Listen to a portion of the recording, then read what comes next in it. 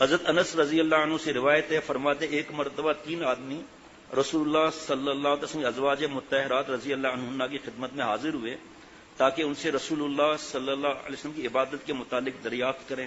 انہیں پردے سے جواب دے دیا۔ پھر انہوں نے کہا آپ صلی اللہ علیہ وسلم کی عبادت، سبحان اللہ۔ پھر باہم گفتگو کی اور کہا کہ ہم یہ ان کے لیے کہہ رہا ہوں جو ہمارے سامنے کے لوگ ہیں، ان کی بات کر رہا ہوں۔ غار ثور، غار حرا، دور دور تک فرض نماز چھوٹ رہی ہے اور اترے، اب ٹانگوں میں درد کرے بیٹھے، حرم میں نہیں آ رہے، جوشیلے، زیارت بھی ہو گئی کافی ہے، اب پریشان ہے، نیچے نہیں اتر سکتے، چڑھ تو گئے اب نیچے نہیں اتر سکتے، آخر اترے بیمار ہو کر بیٹھ گئے۔ اعتدال اللہ کو کیا پسند ہے وہ عرض کرتا ہوں، مختصر تو بتا ہی دیتا ہوں کہ تھوڑا عمل ہو، پابندی سے ہو، اللہ کو یہ پسند ہے۔ پھر باہم گفتگو کی اور کہا ہم رسول اللہ صلی اللہ علیہ وسلم کے مقابلے میں کیا حیثیت رکھتے ہیں؟ اللہ تعالیٰ نے تو آپ صلی اللہ علیہ وسلم کے اگلے پچھلے تمام گناہ معاف کر دیے، وہ تو معصوم ہیں۔ پھر ان میں سے ایک نے کہا اب میں ہمیشہ پوری رات قیام کروں گا اور نمازیں پڑھوں گا۔ دوسرے نے کہا میں دن کو ہمیشہ روزہ رکھوں گا اور کبھی افطار نہیں کروں گا۔ تیسرے نے یعنی روز روزہ رکھوں گا۔ تیسرے نے کہا میں ہمیشہ عورتوں سے الگ رہوں گا، شادی کبھی نہیں کروں گا۔ ان کے درمیان آپس میں یہ گفتگو ہو ہی رہی تھی کہ یہ سب ٹیپ کر کے گروپ والوں کو بھجوا دینا کہ رسول اللہ صلی اللہ علیہ وسلم تشریف لے آئے اور فرمایا تم لوگوں نے ابھی ایسا ویسا کہا ہے؟ کہا جی ہاں، خبردار، میں تم سے زیادہ اللہ تعالیٰ سے ڈرتا ہوں اور تم سے زیادہ اللہ تعالیٰ کا تقوی اختیار کرتا ہوں، لیکن اس کے باوجود میں روزہ کبھی رکھتا ہوں، کبھی افطار کرتا ہوں، میں شادی بھی کرتا ہوں، یہی میرا طریقہ ہے، اور جو میری سنت سے اعراض کرے گا وہ میرا نہیں، یہی مسلمانوں کی جماعت سے، یعنی مسلمانوں کی جماعت سے خارج ہے۔ بخاری شریف، مسلم شریف کی حدیث بات۔ اس حدیث میں یہ بتایا گیا ہے کہ عمل میں رسول اللہ صلی اللہ علیہ وسلم سے آگے بڑھنے کی کوشش نہ کی جائے، آپ صلی اللہ علیہ وسلم کی اسوہ حسنہ کو اپناتے ہوئے سنت کے دائرے کے اندر رہا جائے۔ ایک مرتبہ صحابہ رضوان اللہ علیہم مجمعین، حضرت علی رضی اللہ عنہ، حضرت عثمان رضی اللہ عنہ، حضرت عبداللہ ابن رواحہ رضی اللہ عنہ ازواج مطہرات کی خدمت میں رسول اللہ صلی اللہ علیہ وسلم کی عبادت کا حال اور مقدار معلوم کرنے کے لیے پہنچے۔ جناب اس کے بعد پھر یہی بات جو دوبارہ آ رہی ہے، جناب اللہ تعالیٰ نے قرآن پاک میں فرمایا سورہ فتح میں، تاکہ لوگ تمہارے اگلے پچھلے تمام کوتاہیوں کو معاف کر دیں، تاکہ اللہ، لوگ نہیں، تاکہ اللہ تمہاری اگلی پچھلی تمام کوتاہیوں کو معاف کر دیں۔ پھر انہوں نے اپنی اپنی طبیعت اور مزاج کے حساب سے کہا، جو ابھی عرض کیا، دوبارہ اس کی تشریح آ رہی ہے۔ اس لیے آپ صلی اللہ علیہ وسلم ارشاد فرمایا کہ میں تم لوگوں کی بنسبت اللہ سے زیادہ ڈرتا ہوں اور خوف خدا سے معمور ہوں، میرا دل یاد الہی سے اور خوف خدا سے معمور ہے، مگر اس کے باوجود میری عبادت اللہ کی بتائی ہوئی اور مقرر کی ہوئی حدود کے اندر ہے۔ اس نے کہا نا ساری رات عبادت کروں گا، اس لیے میں روزہ بھی رکھتا ہوں، افطار بھی کرتا ہوں، رات کو نماز بھی پڑھتا ہوں، سوتا بھی ہوں، شادی بھی کرتا ہوں۔ یہ انسان کے کامل ہونے کی علامت ہے کہ انسان دنیا کی امور سے بھی تعلق رکھے اور عورتوں سے نکاح بھی کرے اور اس کے حقوق بھی مکمل طور پر ادا کریں، اللہ کی ذات پر مکمل توکل اور اعتماد بھی ہو۔ اس چیز کو آپ صلی اللہ علیہ وسلم عملی اعتبار سے دنیا کے سامنے نہایت ہی احسن طریقے سے پیش کیا۔ پھر آخر میں آپ صلی اللہ علیہ وسلم نے واضح اعلان کیا کہ یہ میری سنت ہے اور جو آدمی میری سنت سے منحرف ہوگا اور میری بتائی ہوئی حدود اور طریق سے اعراض کرے گا، اس کا مجھ سے کوئی تعلق نہیں، یعنی وہ میری سنت اور طریقے سے برات کا اظہار کر رہا ہے کہ زیادہ سمجھتا ہے یہ۔ آپ بتائیں، اذان شروع ہو رہی ہے، کوئی کہ لا الہ الا اللہ محمد الرسول اللہ صلی اللہ علیہ وسلم، اللہ اکبر اللہ اکبر، بتائیے قبول ہوگا؟ کلمہ ہی پڑھ رہا ہے نا۔ حضرت مولانا شاہ محمد اسحاق صاحب رحمۃ اللہ علیہ فرماتے ہیں کہ اس حدیث سے بعض علماء نے یہ مسئلہ بھی مستنبط کیا ہے کہ جو لوگ بدعت کے قائل ہیں یہ بھی درست نہیں، اس لیے کہ اس حدیث میں ذکر کر دیا گیا کہ جو میرے طریقے سے ہٹ گیا وہ مجھ سے نہیں۔ اب یہ زیادہ ہے اعتدال کے بارے میں، لیکن میں صرف 2-3 بتا سکوں گا اعتدال کے بارے میں۔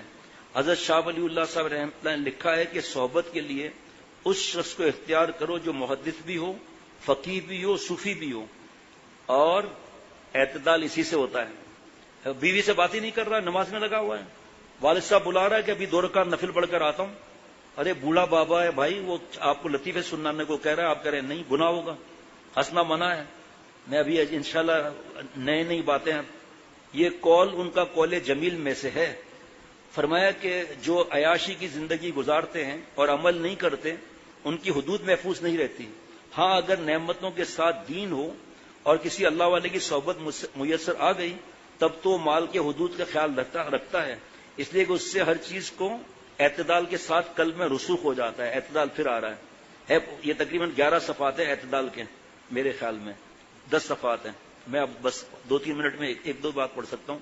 جناب بھائی، مال تو حضرت یوسف علیہ السلام کو بادشاہت کے ساتھ نبوت ملی، حضرت سلیمان علیہ السلام کو بادشاہت کے ساتھ نبوت ملی، حضرت داؤد علیہ السلام کو سلطنت کے ساتھ نبوت ملی۔ حدیث شریف میں ہے کہ حضور صلی اللہ تعالی وسلم نے تمام شب کی بیداری سے منع فرما دیا، نماز وغیرہ کا۔ اس سے بظاہر یوں معلوم ہوتا ہے کہ حضور صلی اللہ علیہ وسلم نے کثرت عبادت سے منع فرمایا ہے، مگر غور کرنے سے معلوم ہوتا ہے کہ اس ارشاد سے اس کا منع ہے کہ اپنی طاقت سے زیادہ کام نہ کرو۔ تقلیل عبادت سے روکا ہے، کیونکہ جب ایک شخص اپنی وسعت سے زیادہ بیدار رہے گا یا ہر وقت روزہ بھوکا رہے گا یا رات کو جاگے گا، اس کی حالت خراب ہو جائے گی، تو جو قوا ہیں کمزور ہو کر معمولی عبادت کی بھی طاقت نہیں رہے گی اور قدر قلیل بھی فوت ہو جائے گا۔ اور اعتدال کے ساتھ کام کرنے سے، سننا جملہ آج کی مجلس کا آخری جملہ، اور اعتدال کے ساتھ کام کرنے سے عمر بھر دوام کر سکے گا، اعتدال کے ساتھ۔ ابھی تو 11-10 صفحات ہیں، وہ کیا ہوں گے آپ سوچ لیں ذرا بھائی۔ سبحان اللہ، عجیب عجیب سب حضرت مجدد کی باتیں ہیں۔ بعض لوگ حج عمرہ کرتے ہیں، اتنی عبادت اتنی عبادت اتنی عبادت اتنی عبادت، اس کے بعد ڈھیر ہو گئے۔ 6 مہینے 1 سال کے بعد کسی نے کہا یار عمرے پر چلنا ہے، ہم اپنے ساتھی چلیں، کہا آپ جائیں، میں پھر پیچھے استخارہ کر کے آتا ہوں عمرے کے لیے۔ استخارہ کرے گا عمرے کے لیے، تو اس کو ڈر لگے گا اتنی عبادت کرنی پڑے گی۔ یہ چاشنی اللہ والوں سے اور علماء ربانین سے پتہ چلتا ہے کہ تھوڑے عمل پر اللہ کی ذات مل جائے تو سودا سستا ہے۔ یہ صرف حج پر عمرے پر جانے والوں کے لیے نہیں ہے، میرے لیے، سب کے لیے۔ حضرت حکیم الامت مجدد ملت حضرت مولانا شاہ اشرف علی تھانوی صاحب رحمۃ اللہ علیہ فرمایا، تشدد فی العمل کے متعلق ایک دقیق اور مفید بات یہ ہے کہ جو عمل میں زیادہ کاوش کرتا ہے وہ خاص ثمرات کا منتظر رہتا ہے۔ اگر اس میں دیر ہوتی ہے تو وسوسہ پیدا ہوتا ہے کہ باوجود ایسے مجاہدات کے مجھ کو اب تک ثمرات کیوں نہیں ملے۔ گویا اپنی عبادت پر ناز ہو جاتا ہے اور سمجھتا ہے کہ میں بھی کچھ ہوں، اور اپنے کو ثمرات کا مستحق سمجھنے لگتا ہے۔ یہ کل بات میں نے کی تھی، اس کے بعد فوراً ایک پرچہ آ گیا یا فوراً میسج آ گیا، بہت فائدہ ہوا۔ میرا بھی یہی حال ہے، میں ثمرات کا انتظار کرتا ہوں۔ جناب گویا اپنی عبادت پر ناز ہو جاتا ہے اور سمجھتا ہے کہ میں بھی کچھ ہوں، اور اپنے کو ثمرات کا مستحق سمجھنے لگتا ہے۔ عجیب دیکھو بات کہ میری عبادت پر ثمرات کا دینا گویا خدا کے ذمے ہو گیا۔ یہ عین کبر ہے، تکبر ہے۔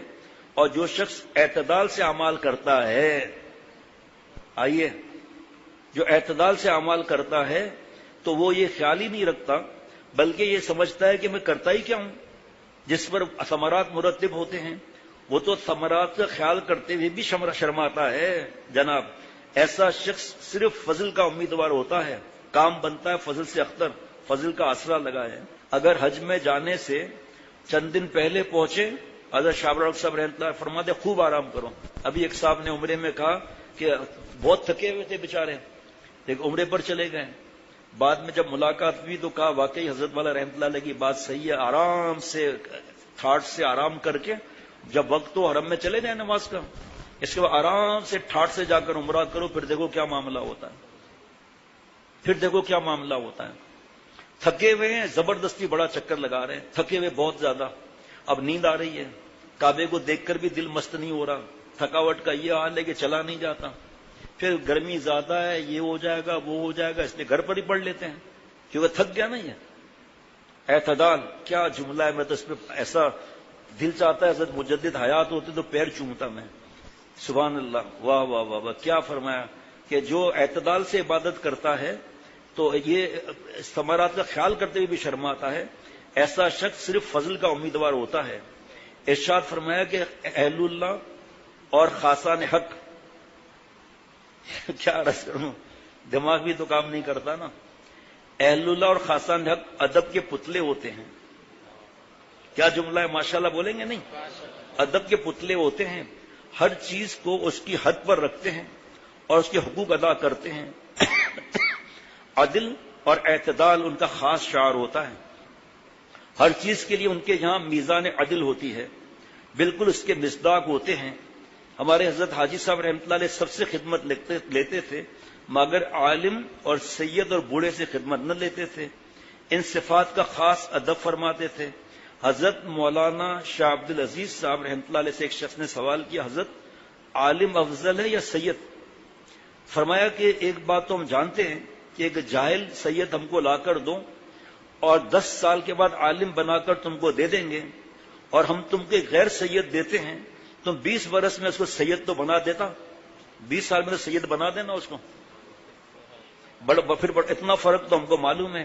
عجیب جواب ہے، نہ سید کی بید بیوی نہ عالم کی۔ شاہ صاحب کے اکثر جواب ایسے ہی ہوتے تھے۔ پھر پڑھتا ہوں، حضرت عالم افضل ہے یا سید؟ حضرت شاہ عبد العزیز صاحب رحمۃ اللہ علیہ سے کسی نے پوچھا، فرمایا کہ ایک بات تو ہم جانتے ہیں، ایک جاہل سید ہم کو لا کر دو، 10 سال کے بعد عالم بنا کر تم کو دے دیں گے، اور ہم تم کو ایک غیر سید دیتے ہیں، تم 20 برس میں اس کو سید بنا تو دینا ذرا۔ اتنا فرق ہم کو معلوم ہے، سارا جواب اس میں آ گیا نا۔ آگے بڑھیے، فرمایا کہ حد سے گزر کر ہر چیز مسموم ہے۔ حدیث میں تعلیم ہے کہ حد سے گزر کر دوستی مت کرو، ممکن ہے کسی دن بغض ہو جاوے۔ اس طرح حد سے گزر کر دشمنی مت کرو، ممکن ہے کہ پھر تعلقات دوستی کے ہو جائیں تو اس وقت شرمندگی ہوگی کہ ہم نے اس شخص کے ساتھ کیوں دشمنی کی تھی۔ غرض اسلامی تعلیمات میں ہر طرح کی راحت ہی راحت ہے۔ کیسی پاکیزہ اور عجیب تعلیم ہے، سبحان اللہ۔ یہ باتیں قابل وجد، لیکن ڈھولک اور سارنگیوں کے وجدیوں کو ان چیزوں کا کیا خبر؟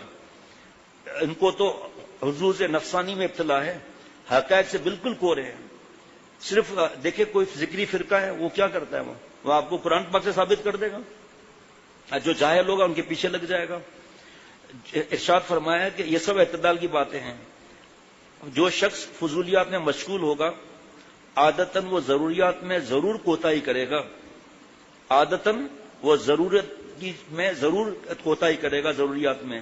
اور صرف ہنسنا بولنا ہی نہیں، بلکہ جتنے بھی مباحات ہیں ان سب کی کثرت مضر ہے، لیکن اگر کثرت نہ ہو بلکہ مباحات میں اعتدال کے ساتھ اشتغال ہو، پھر وہ بجائے مضر ہونے کے نافع ہو جاتے ہیں جناب، خصوصاً جب وہ اشتغال کے کسی مسئلے پر مبنی ہو، کیونکہ اس اشتغال سے طبیعت میں نشاط ہوتا ہے، نشاط سے طاعت میں اعانت اور سہولت ہو جاتی ہے جناب۔ یہ اعتدال کی بات حضرت تھانوی رحمۃ اللہ علیہ فرماتے تھے کہ بھائی اگر قرآن پاک نہیں پڑھا جا رہا، نیند کا غلبہ ہے، ذکر نہیں کیا جا رہا، نیند کا غلبہ ہے، سو جاؤ، اٹھ کر پھر کام کرنے لگو۔ پھر ایک تفسیر آدمی پڑھ رہا ہے، ایک مسئلہ حل کرنے کے لیے پریشان ہے، استفتاء حل کرنا ہے، اب اکتاہٹ ہو رہی ہے، پریشانی ہو رہی ہے، فوراً کوئی دوسری کتاب دیکھ لیں، یا فوراً جو ہے وہ تھوڑا ذکر کر لے، تھوڑا سا 1 منٹ کے لیے ادھر ادھر ذہن کو کر لے، اب دوبارہ دیکھیں نشاط کتنا آئے گا۔ چند قدم اٹھ کے چل کر پانی ہی پی لے، چاہے ضرورت نہ ہو تھوڑا پانی پی لے، اب دیکھو پھر نشاط کتنا آتا ہے جناب۔ ایک عورت نے لکھا کہ حضرت اقدس میرا دل یہ چاہتا ہے کہ اچھے اور صاف ستھرے کپڑے پہنا کروں، اللہ تعالیٰ نے دے بھی رکھا ہے، اور نیت یہ بھی ہوتی ہے کہ میرے شوہر خوش رہے، اور میرے شوہر بھی یہ چاہتے ہیں، مگر مرض یہ ہے کہ جب کسی عورت کو عمدہ کپڑے پہنے دیکھتی ہوں تو دل یہ چاہتا ہے کہ اس قسم کا میں بھی لے لوں۔ اکثر تو خاموش رہتی ہوں، مگر کبھی فرمائش بھی کر دیتی ہوں اور پھر مل بھی جاتا ہے۔ اگر یہ مرض ہو تو علاج ارشاد فرمائیں حافظ صاحب جی، ارشاد فرمائیں۔ فرمایا زینت کے درجے ہیں، افراط و تفریط مذموم ہے، اور اعتدال محمود ہے۔ اعتدال محمود ہے۔ صورت مذکورہ میں اعتدال یہ ہے کہ کسی کو دیکھ کر اس وقت کپڑے مت بناؤ، اگر تھوڑا رک کر ذہن میں آتا ہے کہ یہ نکل گیا تو ٹھیک، اگر نہ نکلے تو جس وقت نئے کپڑوں کو بنانے کی ضرورت ہو اس وقت وہی پسند آیا ہوا کپڑا بنا لو جب ضرورت ہو۔ اگر اتفاقاً اس وقت نہ مل سکے تو جانے دو، اور اگر دیکھو کہ اس مدت تک طبیعت مشغول رہے گی تو پسند کے وقت خرید کر رکھ لو، مگر بناؤ مت۔ یہ ہے مجدد۔ اس وقت کوئی تمہیں پتا ہے یہ پرنٹ نہیں ملے گا تو چلو خرید لو تاکہ دل ادھر ادھر نہ جائے، لیکن بناؤ مت۔ ہر بات فوراً نہیں مانی جاتی، بناؤ مت۔ سبحان اللہ۔ بناؤ اس وقت جب نئے کپڑوں کے بنانے کی ضرورت ہو، تاکہ اس کے عوض کا کپڑا بچ جاوے کہ شوق بھی پورا جاوے اور اقتصاد بھی فوت نہ ہو۔ اور اگر تمہارے شوہر تم کو علاوہ ضروری نان نفقے کے جیب خرچ کے واسطے کچھ دیتے ہیں تو پھر اس انتظام میں اتنا اور اضافہ کیا جاوے کہ ایسا کپڑا اپنے جیب خرچ کی رقم سے خریدو تاکہ نفس قید میں رہے. آگے چلیے. ارشاد فرمایا کہ میں نہ تکبر کو پسند کرتا ہوں نہ ایسی تواضع کو جس میں ذلت ہو. سارے اعتدال کی باتیں چل رہی ہیں ماشاءاللہ. یہاں نہ متکبروں کا گزر ہے نہ ایسے متواضع کو جگہ ملتی ہے جو ذلت کا درجہ اختیار کرے. دونوں کے فرمایا میرے پاس گزر نہیں ہے, ایک تکبر اور ایک اپنی طرف سے تواضع اختیار کر لینا. حضرت مجدد تواضع پر تو حدیث پاک ہے نا, من تواضع للہ رفعہ اللہ. جو تواضع اختیار کرتا ہے اللہ اسے بلندیاں عطا فرماتے ہیں. اپنی نظر میں چھوٹا ہوتا ہے کہ میں نے کیوں اس کو معاف کیا, میں نے کیوں اس کو جو ہے وہ میں نے ڈانٹا نہیں, میں نے کیوں ایسا کیا, ایسا نہیں کرتا تو. لیکن اپنی نظر میں چھوٹا ہوگا, دوسروں کی نظر میں بڑا ہوگا. حق بنتا ہو تب بھی چھوڑ دیں, معافی میں پہل کر لیں, بدلہ نہ لے, انتقام نہ لے, اپنے دل کو غلیظ نہ کرے انتقام کی چیزوں میں آ کر.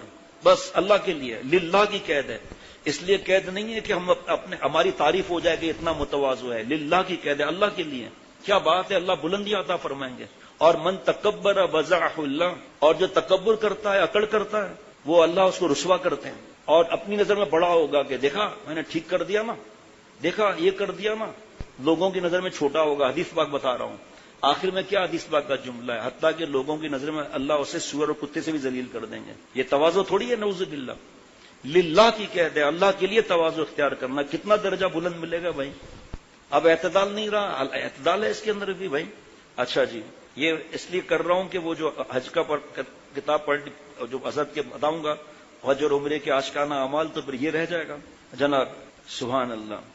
جو ذلت کا درجہ اختیار کرے یا اس نیت سے تواضع اختیار کرنا کہ جس سے بے نفس ہونے کی شہرت ہو, دیکھو سامنے ہی آ گیا, یہ بھی تکبر کا ایک شعبہ ہے.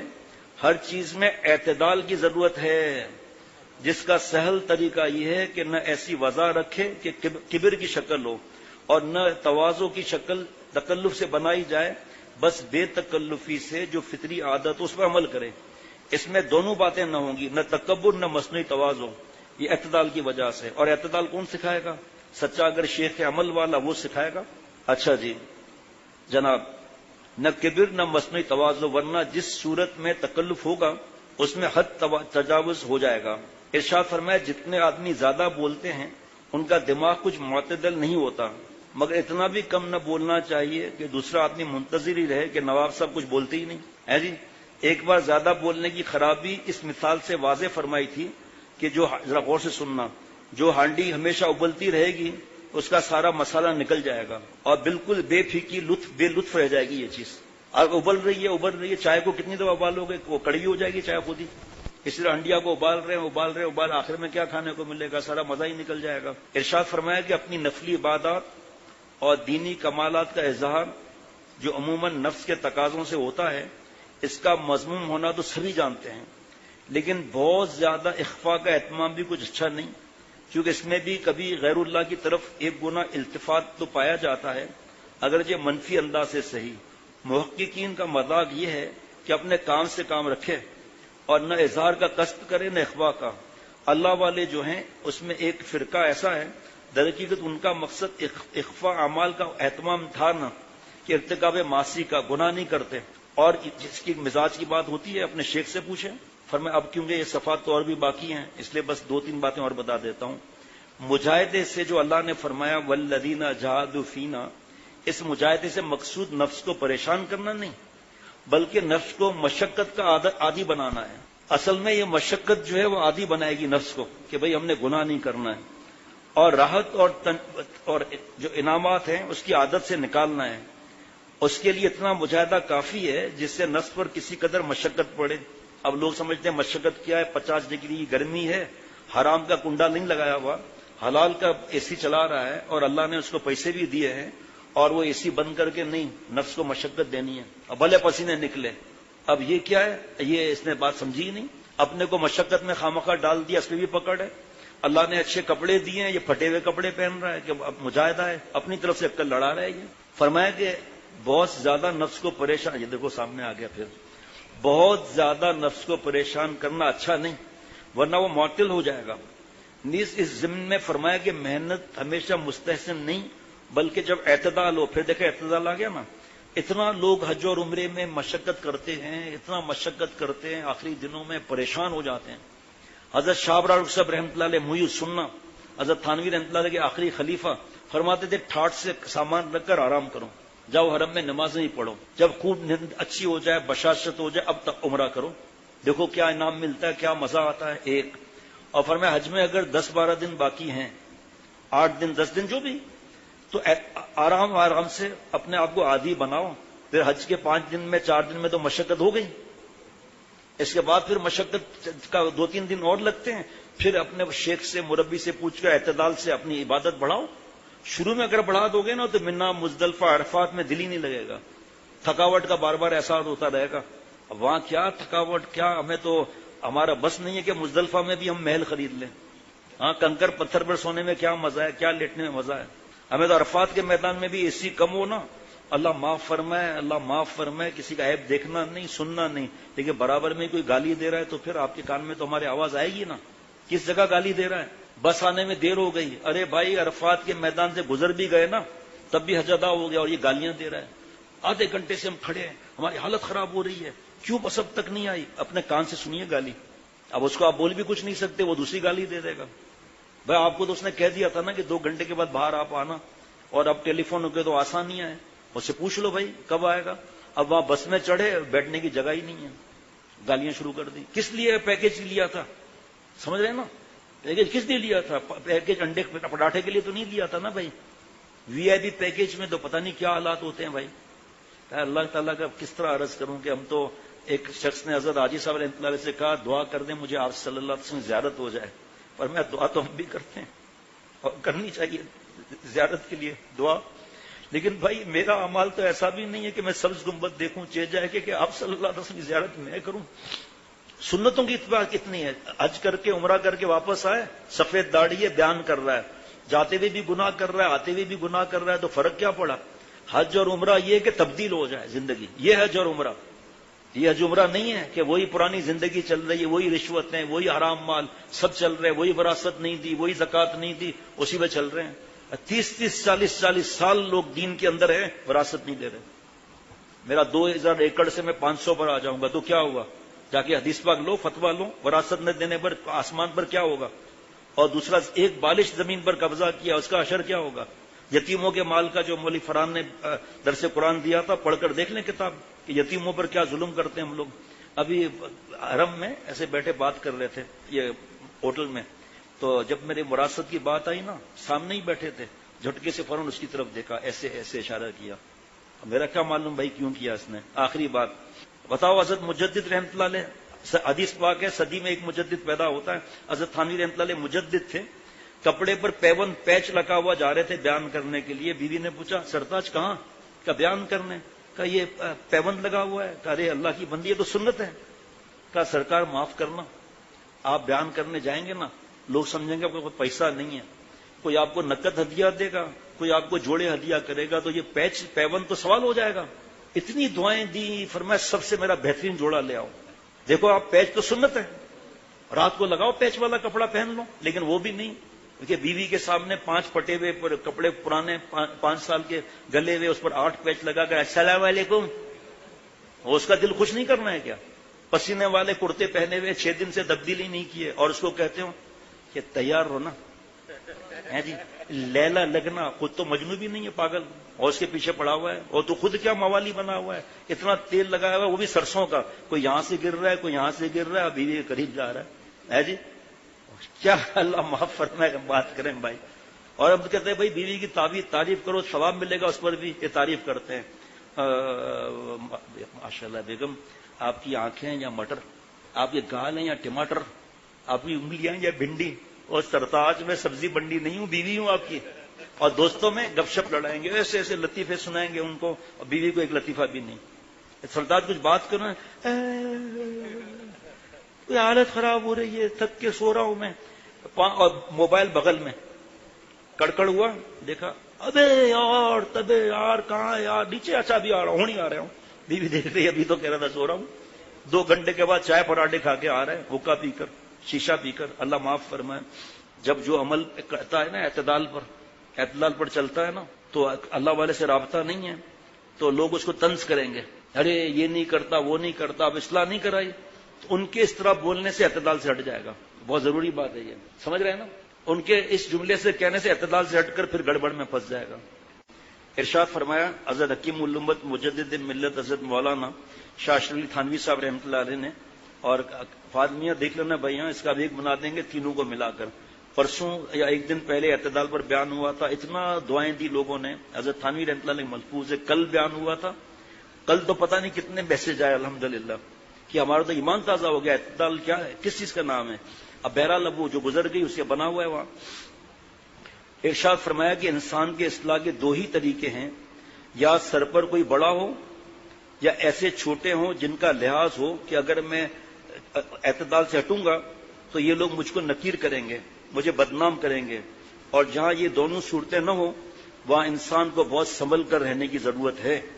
ہمارے پیارے شیخ حضرت والا رحمۃ اللہ نے کتنا اعتدال میں بیان فرمایا. کتنے لوگوں کو میں جانتا ہوں جو پاگل ہو گئے، ساری رات جاگ رہے ہیں، ہر وقت تسبیح چل رہی ہے، اور یہ بھائی اس کو وہ اپنے طاقت کے حساب سے 1400 برس پہلے کتنا ذکر کتنا تلاوت تھا. پھر امام غزالی رحمۃ اللہ علیہ کے وقت میں، پھر ہوتے ہوتے اب ہمارے حالات کیا ہیں. وہاں ذرا سی بے فکری اور غفلت سے حالت میں بڑا انقلاب ہو جاتا ہے. بس اس کی ضرورت ہے جہاں رہو اپنے بزرگوں کے طریقے پر رہو، اور بزرگ وہ ہے جو شریعت اور سنت پر عمل کرنے والا ہو، کیونکہ سامنے وہ سیمپل آ گیا نا. اور اس کا آسان طریقہ یہ ہے کہ بزرگوں کا نمونہ تمہارے سامنے ہے، بس ہر بات میں اس نمونے پر چلتے رہو. وضاقت، رفتار، گفتار سب ان کے طرز پر ہو. پھر وہی بتا رہا ہوں، اس کی تفصیل زیادہ ہے. جو قرآن پاک میں 21 نشانیاں ہیں نیک آدمی کی، جو احادیث مبارکہ میں نشانیاں ہیں، وہ آنا جانا رکھیں گے، سفر کریں گے، متعلقین کو دیکھیں گے، خود ہی سمجھ میں آ جائے گا کون عمل والا ہے. اللہ مجھے بھی عمل والا بنائے. آج کل کے نئے طریقوں سے دور رہو. عزت اسی میں ہے کہ بزرگوں کے طریقے پر رہو، کیونکہ نئے طرز و طریق میں تم کامل نہیں ہو سکتے. ویڈیو، تصویر وغیرہ سب ناقص ہی رہو گے، جس کا نتیجہ یہ ہوگا کہ نہ ادھر کے رہو گے نہ ادھر کے. اور اپنے بزرگوں کے طریق کو اختیار کرنے سے بحمدللہ تم کامل رہو گے. جناب فرمایا کہ میرے دل میں، یہ بڑا عجیب ملفوظ ہے بھائی، ہمارے جیسے کو ہضم ہو جائے تو بڑا بڑا نام ہے. فرمایا کہ میرے دل میں حضرات صوفیہ کا تو ادب بڑے بھائی کا سا ہے، اور حضرت فقہا مفتی صاحبان کا ادب باپ کا سا ہے. اور اللہ تعالیٰ کے معاملے میں بھی حضرات صوفیہ کے ساتھ چھوٹے بچے کا سا معمول ہوتا ہے، اور حضرات فقہا کے ساتھ بڑے لڑکے کا سا، کہ حرکتیں تو بچے کی اچھی معلوم ہوتی ہیں، اس کو بہت ہی باتوں میں غیر مکلف بھی سمجھا جاتا ہے، لیکن کام بڑے ہی بیٹے سے لیا جاتا ہے. اللہ تعالیٰ حضرات فقہاء کرام کو جزائے خیر مرحمت فرمائے. انہوں نے دین کی بڑی ہی خدمت کی ہے، اور امت کے لیے دین کا راستہ بالکل صاف فرما گئے، ورنہ تاریک رہتا. قرآن اور حدیث سے مستنبط کر کے ایسے ایسے اصول فرمائے گئے، یعنی ہر بات میں قرآن پاک حدیث پاک کی دلیل، کہ قیامت تک کے لیے کافی ہو گئے ہیں. اور کوئی ایسی ہی نئی صورت پیش آئے، اس کا حکم انہی اصول پر بآسانی معلوم کیا جا سکتا ہے. بس دو جماعتیں اللہ امت کے لیے اللہ کی بڑی ہی رحمت ہے. حضرات فقہا جو مسائل بتاتے ہیں، ہمیں بتاتے ہیں یہ حلال ہے، یہ حرام ہے، یہ جملے کہہ دیے کفر ہو گیا، یہ طلاق ہو جائے گی اس میں، یہ تو حلال تو تم حرام خود کر رہے ہو، حالانکہ حلال کا کاروبار ہے لیکن جملے غلط استعمال کر کے اس کو حرام میں ڈال رہے ہو. ہمارے محسن ہے یہ. اور حضرات صوفیہ یہ حضرات حکمائے امت ہیں، یعنی کہ نفس کی اصلاح کرتے ہیں. جیسے داڑھی آ گئی، مونچھیں صاف، بال سنت کے مطابق، ٹخنا کھل گیا، ظاہر بن گیا، اللہ فرماتے ہیں ضرور ظاہر اس میں بھی باطنا، ظاہری گناہ بھی چھوڑ دو، باطنی گناہ بھی چھوڑ دو. اب آپ کو کیا معلوم میرے باطن میں گٹر لائن کس چیز کی ہے؟ حب جہاں، حب بھا، کینہ، بغض، تکبر، گندے خیالات، غصہ، بے صبری، شکایتیں، کتنے گناہ ہیں یہ بھائی. ہر ایک کی تفصیل الگ ہے. غصہ جو تکبر کی جڑ ہے، کیسے ابھی آپ کے سامنے میں غصہ کروں گا، گھر کے اندر پتا چلے گا یہ بنڈل باز ہے یا صرف بیان کرنے والا ہے یا عمل والا. یہ گھر پتا چلے گا جب کھانا دیر سے بنے گا، تو اس وقت غصے کا کنٹرول یہ صوفیہ بتاتے ہیں. جناب شادی کس طرح کی جائے سنت کے مطابق، اس لیے ہمت کہاں سے لگائی جائے، مسائل مفتی صاحبان، ہمت کس طرح پیدا کی جائے، کس طرح آگے بڑھے جائے، وہ صوفیہ کرام. استاذ اور مرشد کا بڑا حق ہے لیکن والدین سے کم ہے. بعض حضرات، پھر وہ اعتدال کی بات آ گئی، بعض حضرات سے غلطی ہوئی ہے جنہوں نے استاد اور مرشد کے حق کو والدین کے حق پر ترجیح دی اور والدین کے حق کو استاد اور مرشد کے حق سے کم فرمایا ان لوگوں نے. اور یہ شاید ان کی دلیل یہ ہوگی کہ والدین تربیت ظاہری اور جسمانی کرتے ہیں. یہاں نہیں لکھا ہوا، حضرت کی تشریح بتا رہا ہوں، وہ بتانا ضروری ہے ورنہ لوگ سمجھیں گے یہاں لکھا ہوا ہے. زیادہ تر والدین بنگلہ بن جائے، کوٹھی بن جائے، پڑھو مارے، اتنا خرچہ لاکھوں روپے کا ایجوکیشن پر، پھر کوچنگ سینٹر 95% عیاشی کے اڈے، وہاں بیٹیاں جا رہی ہیں، وہ الگ، پھر ٹیوشن الگ. زیادہ تر کی بات کر رہا ہوں، بہت کم ہے جو اولاد کو نیک بنانے کی فکر کریں.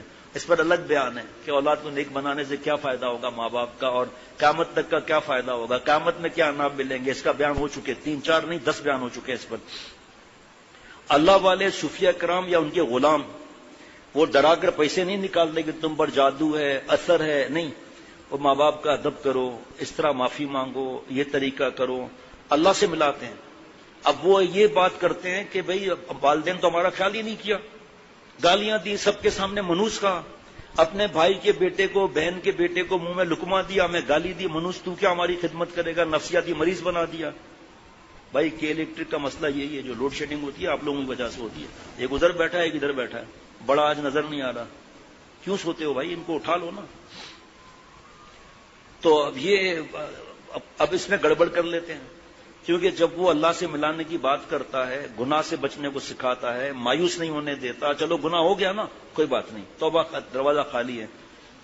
تو کوئی لامحدود دروازے ہیں معافی کے، کیونکہ اللہ کی ذات لامحدود ہے. مایوسی سے نکالتا ہے. اب جب مزہ آتا ہے نام لینے میں، تلاوت میں، تو سمجھتے ہیں حق شیخ کا زیادہ ہے. ماں باپ کا حقوق بھی اس نے سکھایا نا شیخ نے، تو اب وہ بےچارے اس طرح ہو جاتے ہیں. بہرحال، اور یہ نیک حضرات تعلیم میں باطنی اور تربیت روحانی فرماتے ہیں، اور روح اور باطن کا فضل جسم پر ظاہر ہے، مگر یہ دلیل نہایت ضعیف اور قابل اعتماد نہیں. یہ جزوی فضل ہے، کلی فضل نہیں. کیونکہ ماں باپ کی وجہ، یہ بھی حضرت نے فرمایا کہ ماں باپ کی وجہ سے ہمارا وجود ہے. اگر سونا نہ ہو تو اس کا سہاگا کیسے لگے گا، ڈیزائن کیسے بنے گی ہار کی، ہیرے کیسے لگیں گے اس پر، چاہے نکلی ہو چاہے اصلی ہو. تو ماں باپ کی وجہ سے ہمارا وجود ہے. ان کی دعاؤں سے تو شیخ ملا، ان کی دعاؤں سے تو ہم آگے بڑھے، چاہے دنیا میں چاہے دین میں. لیکن دنیا بھی جب قبول ہے جب دین پہلے ہو. اشد محبت اللہ کی اور شدید محبت والذین آمنوا اشد حبا للہ، قرآن پاک.